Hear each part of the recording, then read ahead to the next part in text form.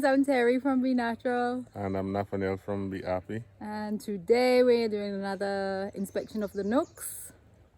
Yep, so we're going to find out the laying pattern, how much resources that they're bringing in, and if our queens are performing as we want them to, or as we expect. Okay? Anything else you want to add? Well, I went in them last week just to take a peek, and they seem to be doing well, but I'm looking for your expert guidance on exactly what's going on. Okay, well, let's get to it. All right, cool. Now, before we go, Okay. we received a few questions, and I think we can just address them now. I think it's best we just address them now. One being from Mr. Bacasio from the NDFD. He asked the reason why we use smoke in the hive. The smoke is to keep the bees calm, and it does that for two ways. One, it kind of blocks off the receptors on the bees so that they don't pass signals like attack signals and so on, and it also triggers a natural reaction to fires, where the bees usually in the wild, they would if there's a fire, they would gather their resources and they would go down somewhere safe in the hive until the fire passes. So that's one reason why we use the smoke. And smoke has been used in bees for over thousands of years, since dating back to the Egyptian, I think, on recording. So yep. I think you had someone else ask you a question. When we're gonna get honey? Yeah. It's always a question. Everyone says, "Oh, you have bees, you're gonna get honey," and I'm like, "Not yet." So maybe you can explain the time frame of. So if you say you get a nook in the spring, March, April, you have a nook. Most probably you're going to have to build that nook up for a year or more to get it in, or a year about, to get it in a full dip, and on your second year you most probably will be able to harvest some honey. Still not like really the full potential, because keep in mind that the bees are still using a lot of resources to build up the structure, comb, and so on, building brood and so on. So it takes a little while before we come from Terry's little hives to a full-size production. And you will know when we're in production mode when the box has more than one level. So the first level is where the queen does her business, where she lays her eggs, they store their pollen and their resources, and then you put another box on top of that, and everything in that box is for you to keep. Not everything all the time. There are differences when you can't take everything and you can't. But I guess if you stick with us on our journey, you will learn all that as well. Yeah. So if you want honey, don't check me. Check him. He has honey. Or soon, right? I do actually. Soon. Right. Okay. Cool. Any other questions yet? No? No, I think we just get into the Nucs. Yep, let's Cool. Putting on your full suit. Yep. Yeah, so a lot of people usually ask me, if my bees aren't aggressive, why I use like the full suit. I use the full suit for various reasons. Sometimes I like to have just my little shorts, and the suit is always in my truck, so I could just slap it on and get in my bee yard. And my bees, the hives are quite big, and I move through them a lot quicker than I do when I make a video or I am with somebody explaining. So I'm a little more, I wouldn't want to say reckless, but a little more quick with my hands and so on, and it's easier to make a mistake. So I put the full suit so I can get that opportunity to move a bit quicker as well. Right. And besides that suit, it's so thin, even if a bee sting you through that, you still will feel it. So that is just another reason. That's just for me to feel how I usually say it, a fake sense of security. But truth is, that's so thin that even if a bee sting me, I'll still feel it. So, fake sense of security. So while I have the full suit, this is how Terry's dressed. I'm rocking the little veil today. This is how she's dressed. Yeah. Either she's braver than me or Well, I mean, as you said, you usually suit it up for your hives, you know, for all your hives. And we have the little nooks. So I'm trying this. It feels less bulky than the jacket. I feel like I can see better and move better. So I'm just trying it out. This little thing is from Bloombox. Big shout out to Bloombox for their beekeeping resources. And yeah, let's just see how it goes. See if the bees like it. okay, so there's our smoke going, and see our good thick smoke going. It's not hot, as you can see. It's like whitish and thick. That's what you actually need to when your smoker is going. Mind a few more puffs. All right. You good? Yeah. Okay. So a couple weeks ago, the bees were all outside of the hive, and we had to remove the entrance, which had been blocked. So they only had a small entrance. We opened it up because they were very hot. So Okay. now they're flowing in and out quite happily, and it's a nice sunny day, so they should be doing their business. Yeah. So that's some, as she was saying, so that's something to always look out for. As anytime you see like the bees during the day, they're clustering on the front and it looks like they're overheating. If you have an entrance reducer, you can always either take it off or give them like if it's a smaller hive, you can give them some form of a bigger opening.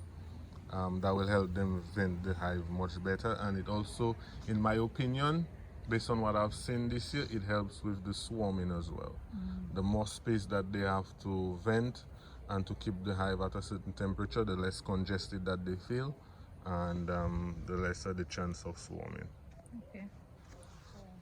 That's not scientific, that's just my observation. Okay. So the last time I came in the hive, I did not use a lot of smoke because I wanted to see the queen. So let's see how that goes today. Remember, you have less protection today. Yes.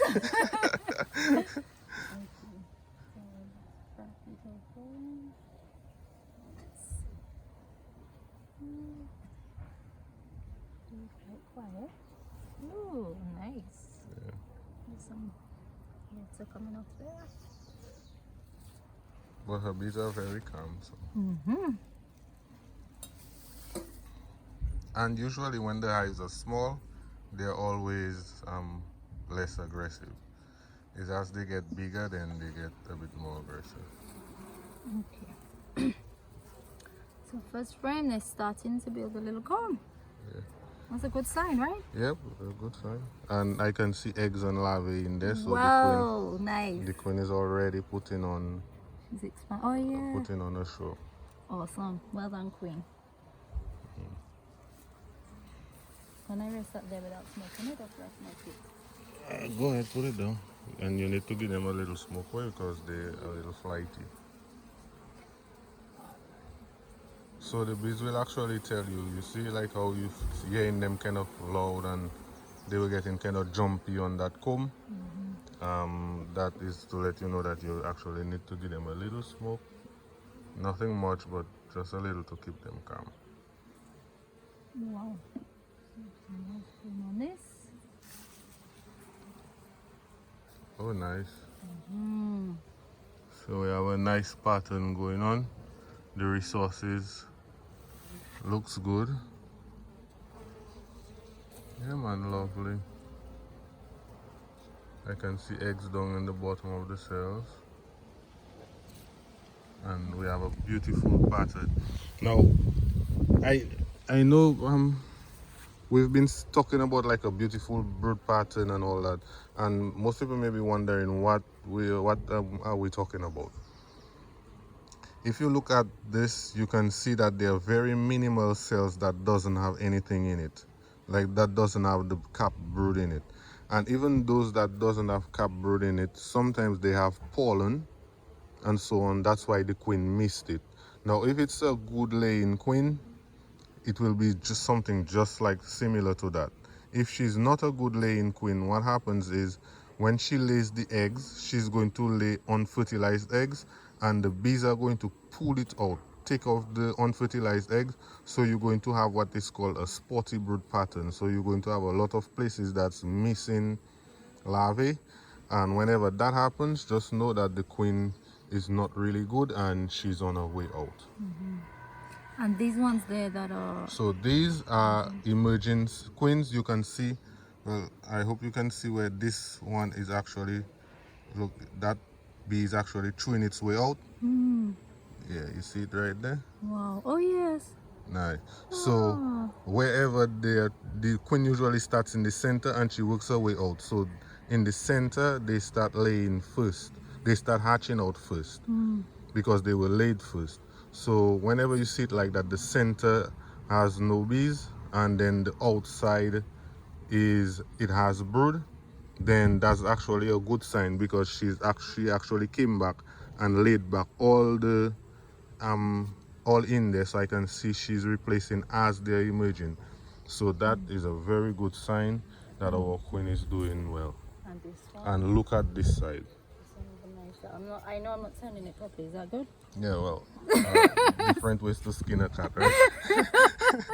It worked. It turned. But yeah, that one's so nice. Yeah, so if you were looking at like a complete frame of, see how the whole thing is capped off nicely. So that tells us that this hive, in another 2 weeks or so, we're going to have an even bigger population, and God's willing, our flow stays as it is right now. We should have enough bees to expand the nest, to build some more comb and so on and so forth. Awesome. So it's we're looking good, right? It's looking lovely. So I'm going to have to teach Terry and you guys how to turn a frame properly in a later video. Stay tuned. Yeah. Maybe even this one. Oh look, one is on my thumb. Yeah. Okay, come off. Alright. There we go. So she's always being careful not to squish any bees and so on, because you want your visit in the hive to be as pleasant as possible. You're not squishing any bees or putting any unnecessary alarm pheromones in the air, because the bees will definitely build up an aggressive character if every time you're in the bees you are squishing them off. Oh, nice. Nice one. We seeing our queen anywhere? I think she's had plenty of time to run and hide. Lovely looking brood pattern. And that's always the case when you have a good young queen in the hive. She will definitely have those laying patterns. If not, then you know it's something's up. Let's see on the other side. Let's see how it looks. That's it, and then just flip it. Like, yeah, you that. Hey. We got that in. Looking good. Yeah. Yeah. Definitely looking good. So that hive is well on its way. Enough resources in the hive, enough resources coming in. Basically, it's just leave them alone and allow them to just keep growing for the rest of the summer. It's always good to throw an eye to make sure that the queen is okay and so on, but for now that resources is coming in, it's just a matter of letting them grow. There's nothing on that one yet. Just a tiny bit of comb on that one. So yeah. So after that portion of bees hatch out the brood, then you will have enough nurse bees to help you draw comb. But remember, we took all the younger bees away the last time. That's the unhatched bees, right?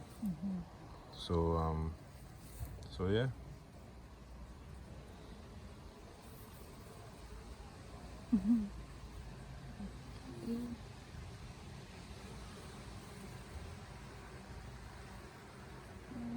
lovelies. That was a nice visit. Yep, nice and calm. Didn't see the queen, but we saw that she's laying well. There's enough evidence that the queen is in there. Now, you don't always, remember, you don't always have to actually see your queen, right? And it's always good when the bees are clustered like that on the ground to just make sure that she's not there. Yeah.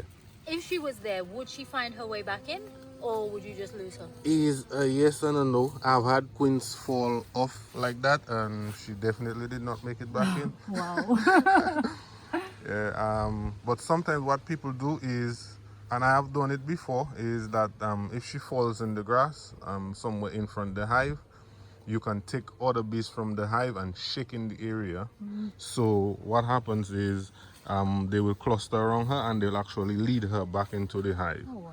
Yep, so, you know.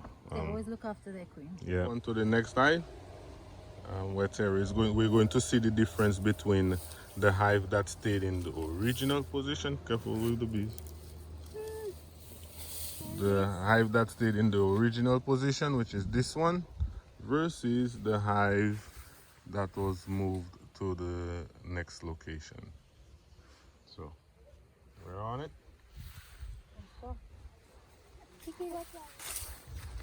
Okay, so we're on to the next one. Right. This, if you recall, is the hive that we took off the split and we moved it to a new location with a lot of brood, capped brood, but not a lot of bees on there. It had its own queen cells because we took it out from the swarm hive, right? So now we're going to have a look to see the difference between hive A and hive B. Okay. Right. So just by looking at our entrance, what can we already see? Yeah, Any these ones are differences? very, there's a lot of, I think maybe even there's more bees in this one. And they're very lively. Again, took off the entrance because they were hot. And they seem to be doing very well. Yeah, it looks like there is more activity on the landing board there than up there. Yeah. Yeah, and I just mulched around the edge to keep the grass down because That's a very good idea. the grass is growing exceptionally fast right now. Yeah. And I didn't want to have to keep pulling out grass and disturbing them and possibly getting stung in the process. So. Yeah, that's a very good idea. I use tap, but that works.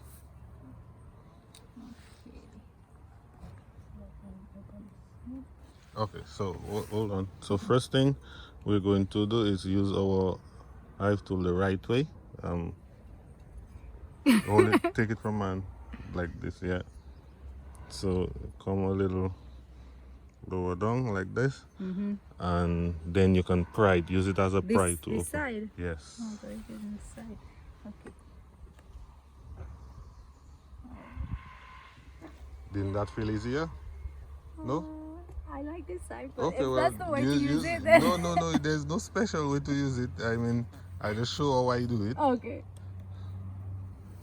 There's no set way to do beekeeping, really. There are very different methods of management. Oh wow! So that hive straight off the bat, we can see that there are actively more bees in there.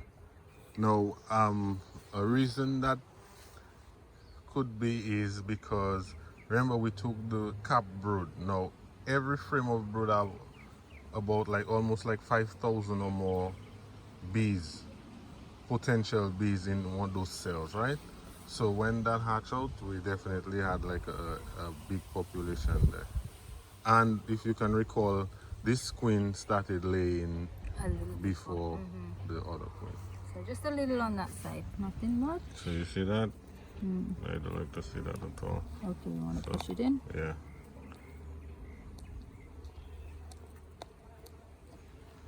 So part of the beekeeping is also managing how the bees draw the comb out, right?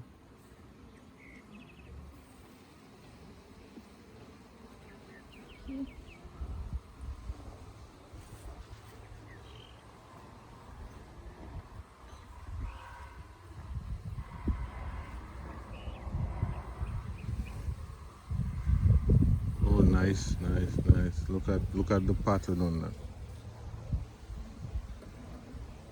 So those hives, after that round of brood, they're really going to expand onto the other frame. Now every frame of cap brood that you have like that, when it hatches out, it turns to 3 frames of bees.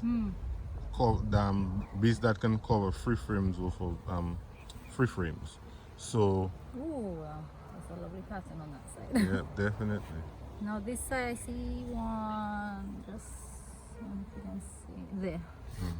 There was some larvae kind of elevated from the rest.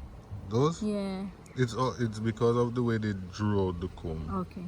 Yeah. So a reason why I personally use only transitioning to use plastic foundation is because it doesn't allow the bees to do that.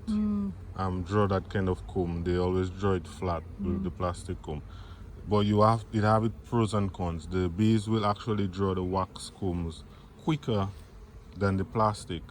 But if you know what time of year to put the plastic in the hive for them to draw it out, I feel it's actually a better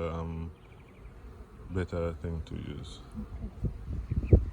Some natural beekeepers will not agree with the plastic, but again, it's food grade plastic, and it's designed to be in the beehive. This is very calm.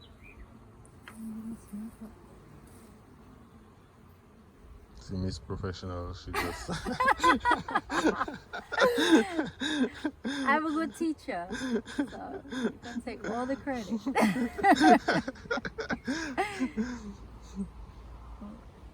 So this one I know is the heaviest one.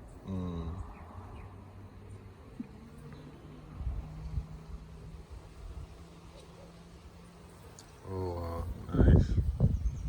Oh, those hives, they really kicking behind, man. It really looks lovely. Yeah. Oh look, is that the queen? Yay! Oh yeah, right there. Ah, nice. Well done. Yeah. So yeah, so they're really doing well. Really happy to see how they're going. Well, they have a lot of resources now, right? Yeah. We have the savonette that's in bloom, and Terri is really surrounded by that. So the bees don't have to really work that hard. Oh, what's going on there? Oh, that's that side. Okay. Oh wow, they drawn out quite a lot of comb on that side already. Not a happy way I like to see it drawn though, but I guess, you know, we'll have to work with that for now. So what can you do to manage this For when me, you don't like it? somebody with like a lot of hives and more resources than you, I would take that out and break that off and get rid of that. Okay. But know that your hive is small and you really want them to build, it's a very difficult thing to navigate. Because when I started off with a few, I would have left it. But it's something that you would have to iron out of your operation eventually. Okay. Because for one, when it's swarming season, the queen is going to lay a queen cell under there and you're not going to see it.